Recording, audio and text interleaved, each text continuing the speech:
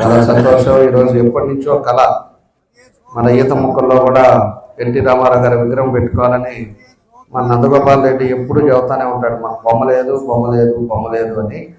ఈరోజు ఆ బొమ్మ కళ నెరవేరిందని చెప్పేసి తెలియజేస్తూ ఈరోజు ఈ కార్యక్రమానికి ముఖ్య అతిథులు మన పెద్దలు గౌరవనీయులు మన ఎంపీ గారు మాగుంట శ్రీనివాసరెడ్డి గారు, అదేవిధంగా ఏఎంసీ చైర్మన్ వెంకట్రావు గారు, అదేవిధంగా మన AMC X chairman Singaraju Rambabu గారు, నరసింహరావు గారు, అదేవిధంగా మన రామచంద్ర గౌడ్ గారు, ఆ తర్వాత సర్పంచి మన సునీత గారు, అదేవిధంగా గానం సుబ్బారావు గారు, బాలకృష్ణ గారు, సుబ్బారెడ్డి గారు, ఇంకా సోములు రమేష్ గారు, ఇంకా పెద్దలందరికీ కూడా ఇక్కడ విచ్చేసిన తెలుగుదేశం పార్టీ కుటుంబ సభ్యులందరికీ కూడా మనస్ఫూర్తిగా పేరు పేరున నా నమస్కారాలు, అభినందనలు తెలియజేసుకుంటున్నాను. ఈరోజు చాలా సంతోషం, చక్కగా బాగా పెట్టారు. బొమ్మ మాత్రం చాలా చక్కగా ఉంది. మంచి సెంటర్లో ఎప్పుడు కూడా నందా చెప్తున్నాడు, ఎప్పటి నుంచో ఇక్కడ ఫోటో పెట్టి చేస్తుంటాం, ఈరోజు అదే ప్లేస్లో విగ్రహం పెట్టామని చెప్పేసి చెప్పారు. అది కూడా చాలా సంతోషం అని చెప్పేసి తెలియజేస్తున్నాం.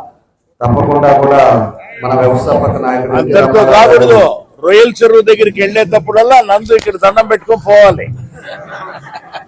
ఎన్టీ రామారావు గారు ఒక యువ పురుషుడు. ఎన్టీ రామారావు గారు ఆయన అటు సినీ రంగంలో ఉన్నా రాజకీయ రంగంలో ఉన్నా ఆయనే సాగి, ఆయన రాజకీయంలో పార్టీ పెట్టిన తర్వాత ఆయన పెట్టిన పథకాలు ఈ రోజుకి కూడా ₹2 కిలో బియ్యం కానీ, అప్పట్లో 30 రూపాయలు పెన్షన్ తీసుకురావడంలో కానీ, మహిళలకి సమాన హక్కు తీసుకురావడంలో కానీ, అదేవిధంగా ఇట్లాంటి ఎన్నో పథకాలు ఆ రోజు రామారావు గారు పెట్టియే ఈ రోజు కూడా రాష్ట్రంలో అవే ఇంప్లిమెంట్ అవుతా పోతున్నాయి. అంటే ఆ రోజుల్లో ఆయన చూపించిన చొరవ, పేదలకి అన్ని విధాలు కూడా ఆదుకోవాలని ఆయన పెట్టిన పథకాలు అని చెప్పి కూడా మీకు గుర్తు చేస్తా ఉన్నా. కాబట్టి అలాంటి పార్టీలో మనం ఉన్నాం, ఒక క్రమశిక్షణలో ఒక పద్ధతిలో. ఈరోజు చంద్రబాబు నాయుడు గారు కానీ, లోకేష్ గారు కానీ, వాళ్ళు ఆ తర్వాత వచ్చిన పరిపాలనలో ఈరోజు పూర్తిగా రాష్ట్రాన్ని అన్ని విధాలుగా కూడా అభివృద్ధి చెందుతూ పేదవాళ్ళకి ఎక్కడా ఇబ్బంది లేని పరిస్థితులు ఈరోజు ఈ ప్రభుత్వం చేపడుతుందని చెప్పి కూడా మేము తెలియజేస్తున్నాం. ఈరోజు ఈ ప్రభుత్వం వచ్చిన తర్వాత ఎన్డీఏ కూటమిలో అటు చంద్రబాబు నాయుడు గారు, లోకేష్ గారు, అదేవిధంగా పవన్ కళ్యాణ్ గారు, వీళ్ళందరూ కూడా కలిసి రాష్ట్రంలో 5 సంవత్సరాలు కష్టపడిపోయింది. 5 సంవత్సరాలు ఎక్కడా కూడా డెవలప్ జరగల. దాన్ని మళ్ళా మనం ఒక్కోటి మనం చేసుకుంటా దాన్ని ముందుకు తీసుకెళ్లే కార్యక్రమాలు కూడా జరుగుతున్నాయి అని చెప్పి కూడా మీకు తెలియజేస్తా ఉన్నా. అంతకుముందు 14-19లో మన మండలానికి కావాల్సిన అన్ని పనులు కూడా చేసాం, మ్యాక్సిమం చేసాం, అన్ని బ్రిడ్జిలు కట్టాం. ఈరోజు ఎక్కడికన్నా ఒంగోలు పోవాలంటే 10 నిమిషాల్లో మీరు వెళ్ళేటట్టు చేసాం. అదేవిధంగా మనకుండేది ఎంఆర్ఓ ఆఫీస్ దగ్గర ఒక 2 కిలోమీటర్లు కూడా 5 సంవత్సరాల్లో చేయలేకపోయారు.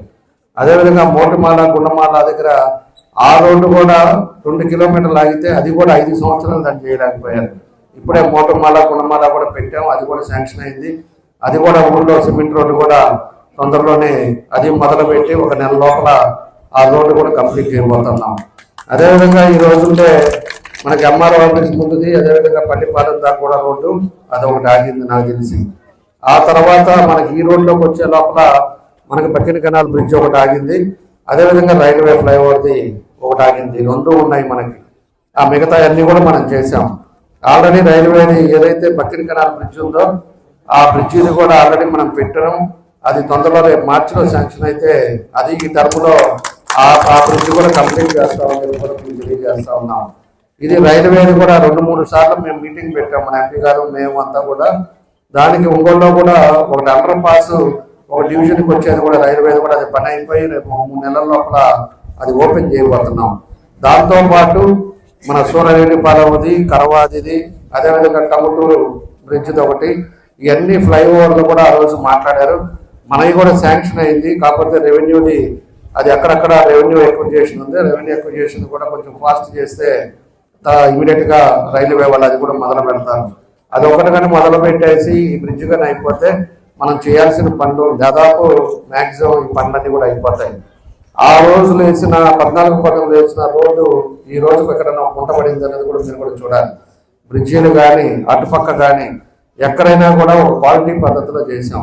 పాదర్తి దాకా రోడ్డు, ఇప్పుడు రోడ్డు చూసుకోండి, రోడ్డు కూడా ఎట్లా ఉందో ఆ రోజుకి ఈ రోజుకి అలానే ఉంది. 5 సంవత్సరాలు ఇప్పటికే దగ్గర దగ్గర 7-8 సంవత్సరాలు అయింది. 7-8 సంవత్సరాలు కూడా అలానే ఉంది. కాబట్టి ఇంక ఉండేది కూడా మనకి వచ్చిన తర్వాత, మన 24 ప్రభుత్వం వచ్చిన తర్వాత మనకి 15 పంచాయతీలు ఉంటే 15 పంచాయతీలో 7 పంచాయతీలకు సిమెంట్ రోడ్లు మ్యాక్సిమం పెట్టి చేసాం. 7.5 కోట్లు పెట్టాం. దాంట్లో మన గ్రామానికి 2,40,00,000 ఆ రోజు పెట్టాం. 2,70,00,000 పెట్టాం. 2,70,00,000 పోతే ఇంకా 70,00,000 పెట్టామంటే మీ ఊర్లో సిమెంట్ రోడ్లు అనేది ఇంకేం లేవు.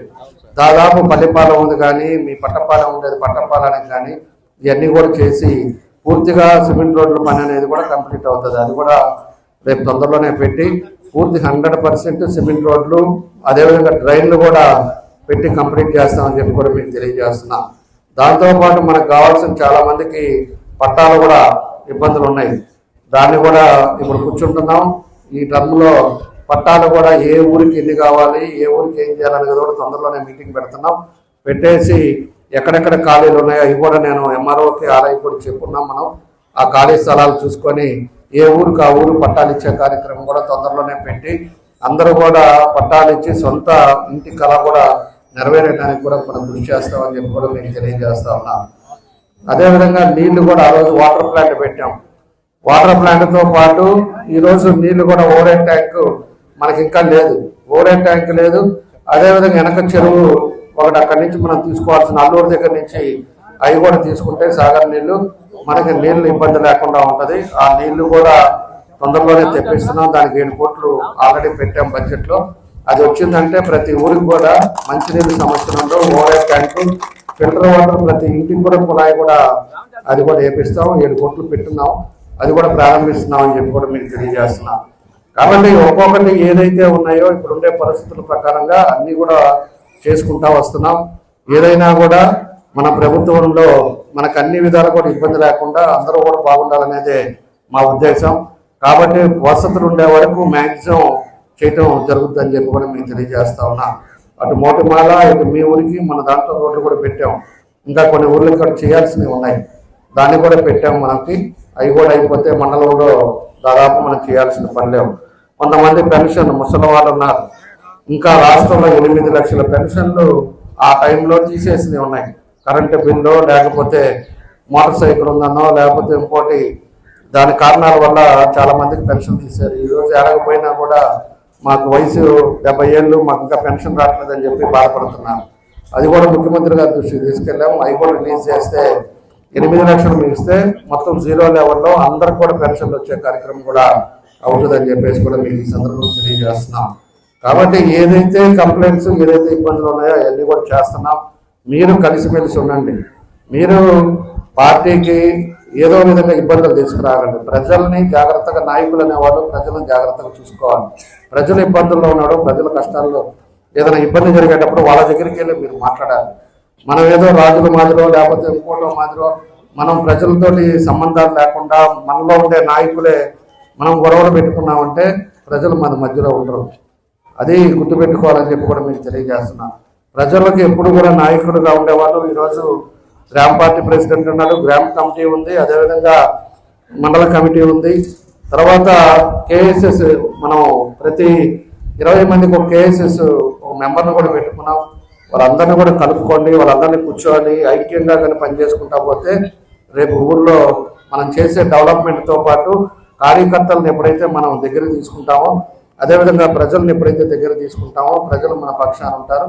అభివృద్ధి ఒక కన్ను అయితే అదేవిధంగా మన ప్రజలు రెండో కన్ను.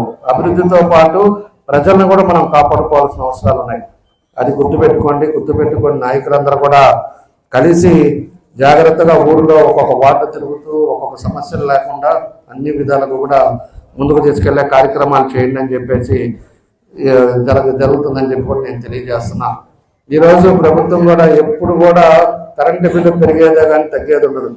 ఈరోజు మన రాష్ట్రంలోనే కరెంటు బిల్లు తగ్గిస్తానే ఉన్నారు. మొన్న కూడా ₹60 తగ్గించారు. కాబట్టి ఎప్పుడు కూడా ముఖ్యమంత్రి గారు కానీ, ఎన్డీఏ కూటమి పవన్ కళ్యాణ్ గారు కానీ వీళ్ళంతా కూడా ప్రజలను ఏ విధంగా చేయాలని మనం చూస్తూ ఉన్నారు. మనం జాగ్రత్తగా ప్రజలతో మమేకమై ఏ ఊరికి ఆ ఊరు జాగ్రత్తలు చేసుకున్నప్పుడు ఖచ్చితంగా మనం చేసే అభివృద్ధికి ప్రజలు మన పక్షాన ఉంటారని చెప్పి కూడా మీకు మరోసారి తెలియజేస్తూ ఒక మంచి కార్యక్రమం పెట్టారు. మాకేమో 2:30కి మళ్ళీ విజయవాడ మీటింగ్ పెట్టారు. అందుకని చెప్పేసి ఆ డయాస్ మీదకి వచ్చి మళ్ళీ అందరూ మాట్లాడి లేట్ అయింది. జనాలు ఎక్కువ ఉన్నారు. 3 ప్రోగ్రాములు తిరిగేసి మళ్ళీ మీ దగ్గరికి వచ్చేకి లేట్ అయింది. కాబట్టి అర్జెంటుగా వెళ్లాల్సి వచ్చింది. కాబట్టి 7 నుంచే మాట్లాడామని చెప్పేసి కూడా మీ అందరికి కూడా తెలియజేస్తూ మీ అందరికి కూడా మనస్ఫూర్తిగా నా నమస్కారాలు, అభినందనలు తెలియజేస్తూ సెలవు.